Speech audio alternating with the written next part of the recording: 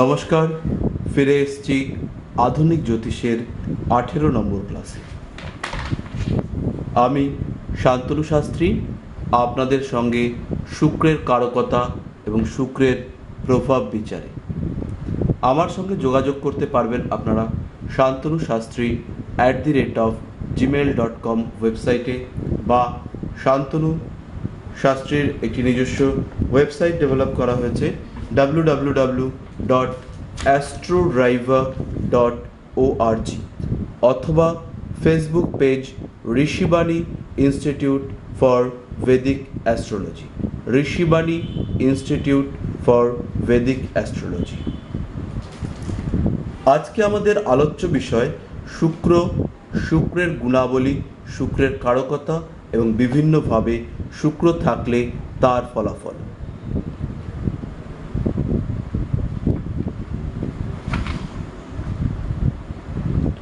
শুক্র গ্রহের উচ্চস্থান মীন 0 ডিগ্রি থেকে 27 ডিগ্রি পর্যন্ত, নিচ স্থান কন্যা 0 ডিগ্রি থেকে 27 ডিগ্রি পর্যন্ত, মূল ত্রিকোণ 0 ডিগ্রি থেকে 15 ডিগ্রি পর্যন্ত তুলা রাশিতে, মিত্র গ্রহ বুধ শনি, সমগ্রহ বৃহস্পতি মঙ্গল, শত্রু গ্রহ রবি চন্দ্র। আগ্রহী ব্যক্তিরা অবশ্যই লিখে রাখবেন শুক্রের স্বগৃহ বৃষ এবং তুলা, মিত্রগৃহ মকর, কন্যা এবং মীন। দৃষ্টি শুক্রের কেবলমাত্র সপ্তমে, অর্থাৎ যদি মেষ রাশিতে শুক্র অবস্থান করে তার দৃষ্টি পড়বে তুলা রাশিতে, বা কর্কটে যদি শুক্র অবস্থান করে সেক্ষেত্রে দৃষ্টি পড়বে মকরে, সিংহে যদি শুক্র অবস্থান করে দৃষ্টি পড়বে কুম্ভে। শুক্রের Diptanshu 7 degree plus minus 3.5 degree করে, সামনের দিকে 3.5 ডিগ্রি এবং পিছনের দিকে 3.5 ডিগ্রি। শুক্রের নক্ষত্র 2, 11 এবং 20 নম্বর নক্ষত্র।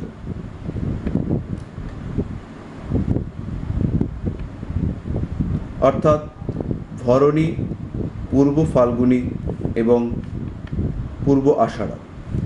শুক্রের দশা কাল 20 বছর, বিংশোত্তরী মতে শুক্রের দশাকাল 20 বছর। দৈত্যগুরু শুক্র সম্বন্ধে একটি বিশেষ কাহিনী প্রচলিত আছে। দৈত্যগুরু শুক্রের উন্মাদনায়, দৈত্যগুরু শুক্রের লাঞ্ছনায় দেবতারা যখন পীড়িত, তখন তারা মহাদেব শিবের কাছে আবেদন করলেন শুক্রকে শায়েস্তা করার জন্য। দেবাদিদেব মহাদেব দেবতাদের আবেদনে আবিষ্ট হলেন। তিনি শুক্রকে, তখন তার নাম শুক্র ছিল না, তখন তার নাম ছিল উষনা, উষনাকে ধরে গিলে ফেললেন। গিলে ফেলে তিনি হ্রদের জলে তপস্যায় রত হলেন 10,000 বছর। 10,000 বছর ধরে এই উষনা দেবাদিদেব মহাদেবের উদরে থাকার ফলে, উদরা জঠরে নিমজ্জিত থাকার ফলে আরও শক্তিশালী, আরও তেজস্বী হয়ে উঠল, এবং এই 10,000 বছর ধরে মহাদেবের কাছে তপস্যায় মহাদেবকে করে ফেলল তুষ্ট। তখন সে দেবাদিদেব মহাদেবের কাছে আবেদন করল যে, হে মহাদেব, আমাকে তোমার শরীরের মধ্য থেকে নির্গত করো। তখন দেবাদিদেব মহাদেব বললেন, উষনা, তুমি তো আমার মুখ থেকে নির্গত হতে পারবে না, তুমি আমার শিশ্ন পথে বাইরে বেরিয়ে আসো। মহাদেবের শিশ্নের মধ্য দিয়ে বেরিয়ে আসার জন্য উষনার নাম হলো শুক্র। শুক্র সেই উষনা, সে হলো দৈত্যগুরু শুক্রাচার্য। এই কাহিনীর সত্য বিচার করবার ধৃষ্টতা আমাদের নেই।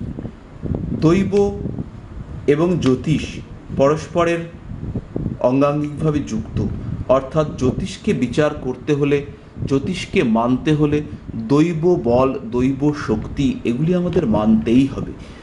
দৈব শক্তিকে অবজ্ঞা করে জ্যোতিষকে আমরা মানতে, জানতে, বুঝতে, শিখতে, রপ্ত করতে পারবো না।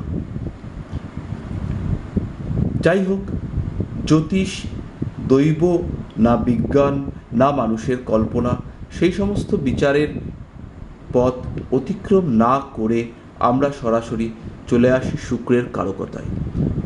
শুক্র দৈত্যগুরু, শুক্র দৈত্য মন্ত্রী, শুক্র সমস্ত রকম কলার কারক গ্রহ, সমস্ত রকম কলার প্রতি আগ্রহের কারক গ্রহ, শুক্র সমস্ত রকম কলায় সাফল্যের কারক গ্রহ। যেমন ধরুন গান, গান আধুনিক গান হতে পারে, রক গান হতে পারে, উগ্র গান হতে পারে, ক্লাসিক্যাল গান হতে পারে, রবীন্দ্রসঙ্গীত হতে পারে। শুক্রের সঙ্গে যদি বৃহস্পতি যুক্ত থাকে বা বৃহস্পতির প্রভাবে যদি শুক্র আবিষ্ট হয়, সেক্ষেত্রে ক্লাসিক্যাল গানের প্রতি বা উচ্চাঙ্গ সঙ্গীতের প্রতি বা সঙ্গীত সংক্রান্ত জ্ঞানের প্রতি জাতক বা জাতিকার আগ্রহ সৃষ্টি হয় এবং সাফল্য আসে।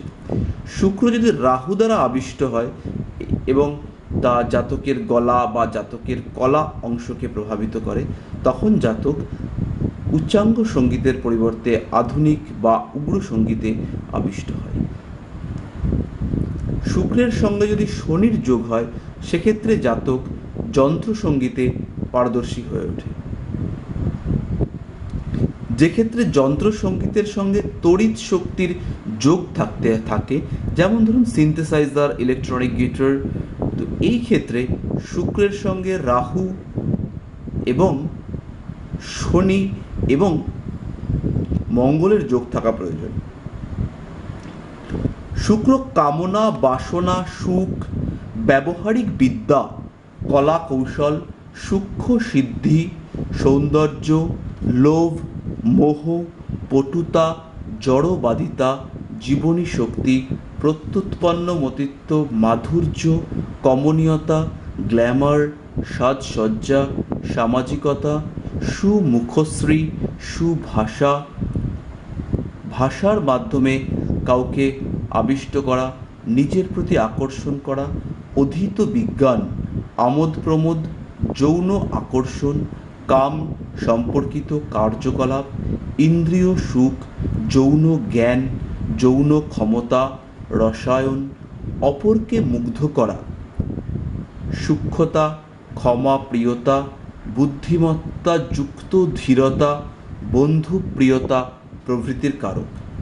শুক্র যাবতীয় ঐশ্বর্য, মৃত সঞ্জীবনী বিদ্যা, সম্মোহন, কবিতা, খেলাধুলা, প্রভাব বিস্তার করার ক্ষমতা প্রভৃতির কারক গ্রহ। শুক্র নাটক, বিবাহ, পুষ্প, সুরা, বনবিথি, মন্ত্রী, বারবনিতা বৃত্তি বা যৌন কর্মী, যানবাহন, বসন্ত ঋতু প্রভৃতির কারক।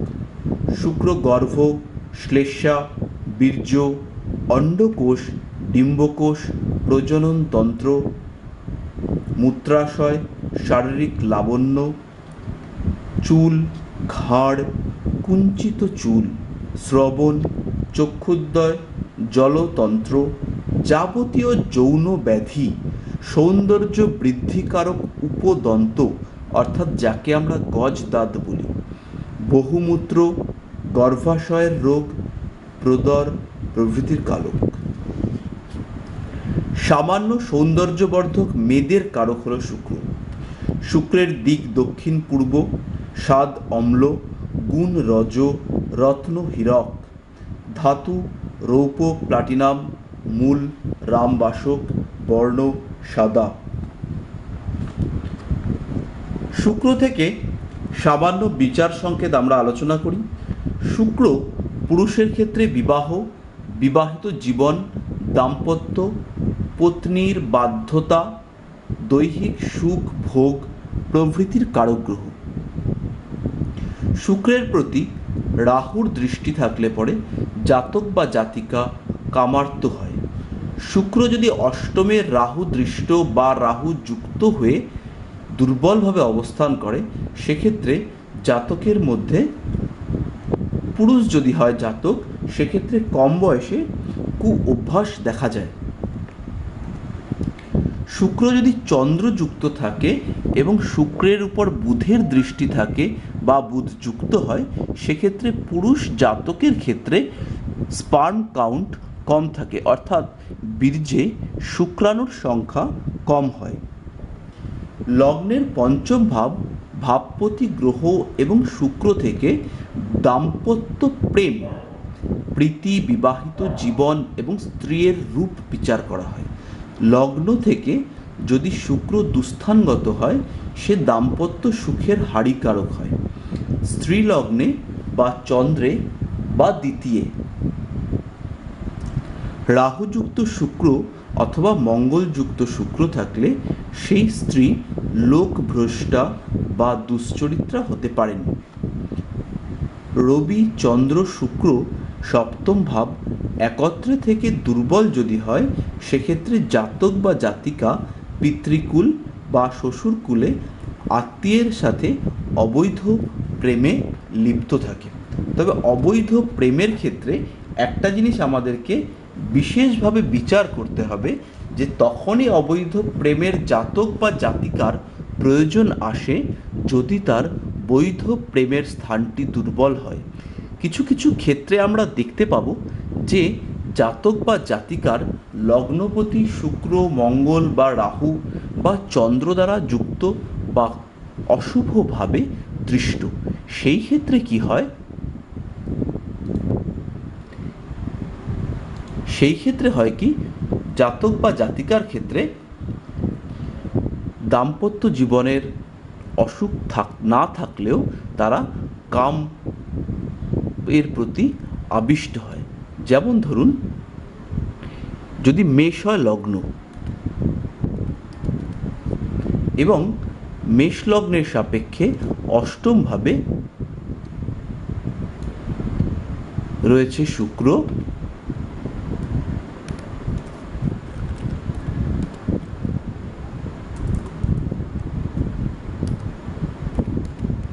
তার সঙ্গেই রয়েছে মঙ্গল এবং তার সঙ্গে রয়েছে রাহু। যদি এই ধরনের যোগ সৃষ্টি হয়, অষ্টমে মঙ্গল সক্ষেত্রী অর্থাৎ তীব্র কামনা এই জাতকের মধ্যে রয়েছে, তার সঙ্গে শুক্র এবং রাহুর সংযোগ, শুক্র মঙ্গল মঙ্গল এবং শুক্রের যোগের ফলে এই জাতকের বিপরীত লিঙ্গের প্রতি আকৃষ্ট হওয়া এবং বিপরীত লিঙ্গকে আকৃষ্ট করার প্রবল যোগ বর্তমান থাকবে। এবং এইখানে অষ্টম ভাব আমাদের যৌন সুখ, সেখানে রাহু অবস্থান করায় কিন্তু তীব্র যৌন অতৃপ্তি আসবে। এইবার এই অতৃপ্তি কিন্তু প্রশমিত হবে যদি এই জাতকের এই ঘরটিতে জুপিটার থাকে, অর্থাৎ বৃহস্পতি থাকে। যদি কর্কটে উচ্চস্থ বৃহস্পতি অবস্থান করে এই পঞ্চম ভাবে দৃষ্টি দেয়, আবার যদি জাতকের এই জাতকের ক্ষেত্রেই রাশিটি হয় মীন, মীন রাশির অধিপতি, এক্ষেত্রে চন্দ্র এবং বৃহস্পতির মধ্যে ক্ষেত্র বিনিময় সম্বন্ধ এবং চন্দ্র বৃহস্পতি দ্বারা দৃষ্ট, মঙ্গল শুক্র এবং রাহু এবং চন্দ্র সকলেই বৃহস্পতি দ্বারা দৃষ্ট হবার ফলে কিন্তু এই জাতক যৌন অতৃপ্তির শিকার হবে না। এক্ষেত্রে জাতকের মধ্যে যৌন বা কামনার অতৃপ্তি থাকলেও জাতক কিন্তু কুপথে পরিচালিত হতে পারবে না। তো এইভাবে আমরা বিচার করব। এইবার আমরা আসি লগ্নের বিভিন্ন ক্ষেত্রে শুক্র থাকলে কি হতে পারে। যদি লগ্নে কারোর শুক্র অবস্থান করে, সেক্ষেত্রে এটি অত্যন্ত শুভ যোগ। সাধারণত জাতক এই শুক্রের প্রভাবে বিশেষ গুণযুক্ত হয়।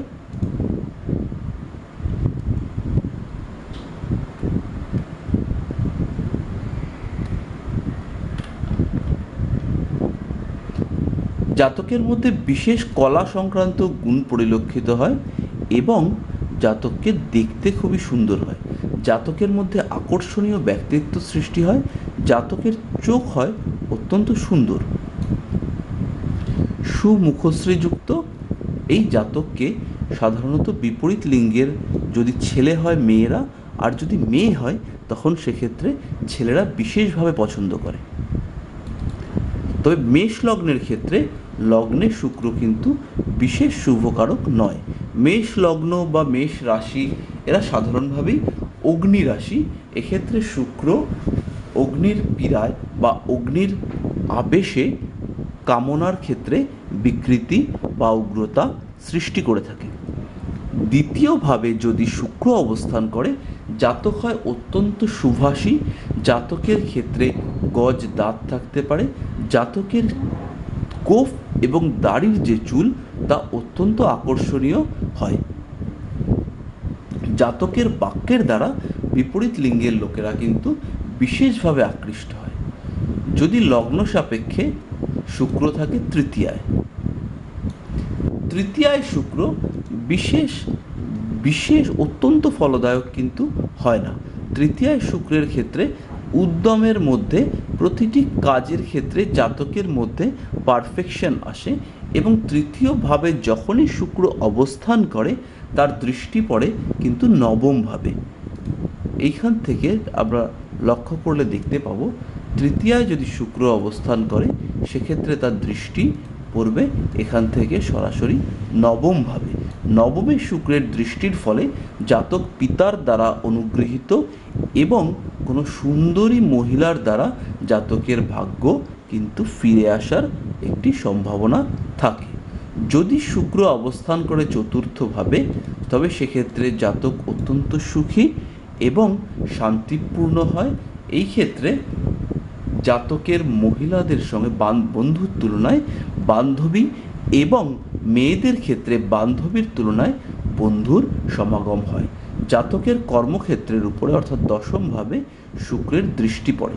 এই দশমভাবে শুক্রের দৃষ্টি পড়ার জন্য জাতক কিন্তু কর্মক্ষেত্রটি জাতকের অত্যন্ত সুন্দর হয়। জাতক সুন্দর জায়গায় কর্মস্থলে সুন্দর হয় এবং কর্মস্থলে সুন্দরী রমণীর দ্বারা জাতকের উন্নতি হয়। এবং যেহেতু শুক্র দৈত্যগুরু সেক্ষেত্রে শুক্র দশমে চতুর্থে শুক্রের দশমে দৃষ্টি পাওয়ার ফলে কর্মক্ষেত্রে কেমিক্যাল ইঞ্জিনিয়ারিং বা কেমিক্যাল সংক্রান্ত কিছু হতে পারে, তেল সংক্রান্ত কিছু হতে পারে এবং শিক্ষকতার সম্ভাবনাও বৃদ্ধি পায়। পঞ্চমে শুক্র থাকলে পরে সাধারণত জাতক বা জাতিকার প্রথম সন্তান কন্যা হওয়ার সম্ভাবনা দেখা দেয়।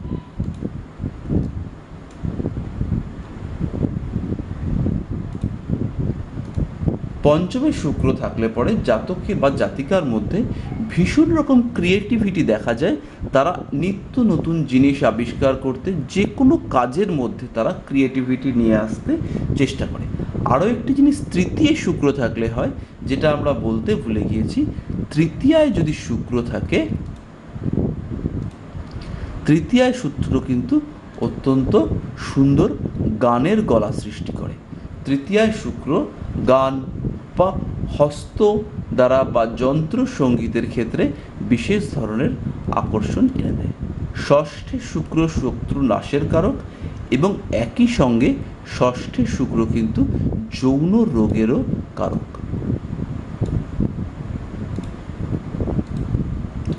ষষ্ঠভাবে শুক্র যদি থাকে সাধারণত মেয়েদের ক্ষেত্রে ষষ্ঠ ভাব থেকে আমরা ইউটেরাস এবং ফ্যালোপিয়ান টিউব এবং ওভারি বিচার করে থাকি। ইউটেরাসের ঊর্ধ্বাংশ, ফ্যালোপিয়ান টিউব এবং ওভারি। ষষ্ঠে যদি শুক্র থাকে সেক্ষেত্রে ষষ্ঠে শুক্রের জন্য এই ধরনের জাতিকাদের হরমোনাল ডিস্টারবেন্স দেখা যায়। এদের ক্ষেত্রে মেনোপজ বলবো না, মেনস্ট্রুয়াল সাইকেল অর্থাৎ রজচক্র শুরু হতে কিন্তু একটু দেরি হতে দেখা যায়। সপ্তমে শুক্র অত্যন্ত শুভ। সপ্তমে যদি কোনো জাতক বা জাতিকার শুক্র অবস্থান করে সেক্ষেত্রে এই জাতক বা জাতিকার স্ত্রী বা স্বামী অত্যন্ত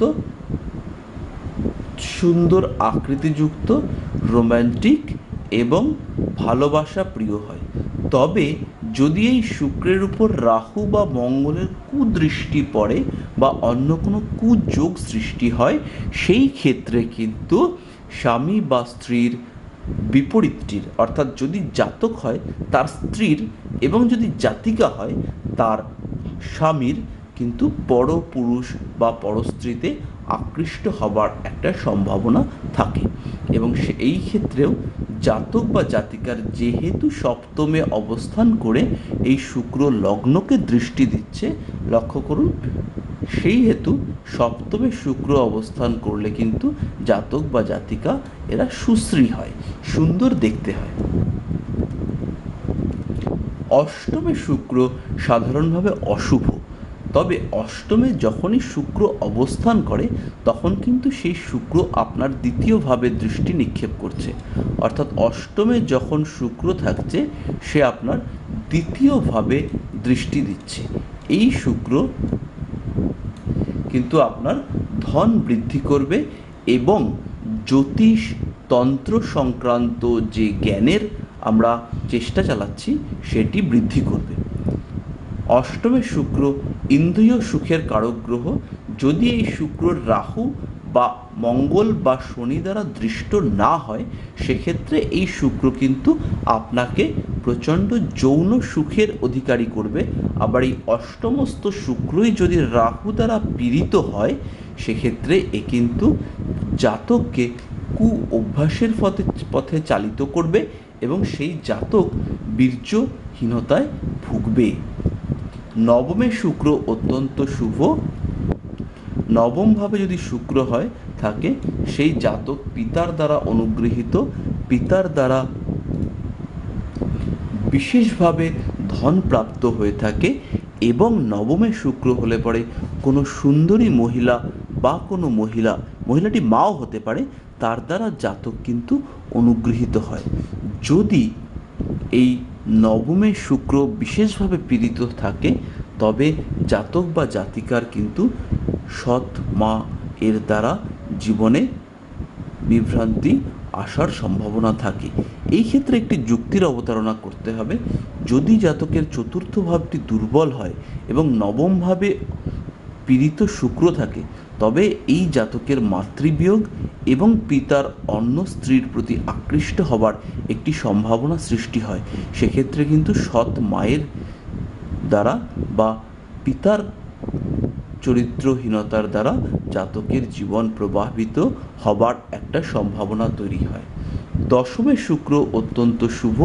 দশমে শুক্র যদি হয় তবে জাতক কলা, শিক্ষকতা, রসায়ন শাস্ত্র, উচ্চ পর্যায়ের ইঞ্জিনিয়ারিং, ডাক্তারি বিদ্যা, প্লাস্টিক সার্জারি ইত্যাদি পেশার ক্ষেত্রে বিশেষ পারঙ্গম হয়ে ওঠে। এবং এই শুক্র যদি শক্তিশালী হয়, জাতক নিজের পেশায় বিশেষ সুনাম অর্জন করতে পারে এবং কর্মক্ষেত্রে সকলের প্রিয় হয়। একাদশে শুক্র অত্যন্ত শুভ। একাদশে শুক্র প্রচুর ধন দান করে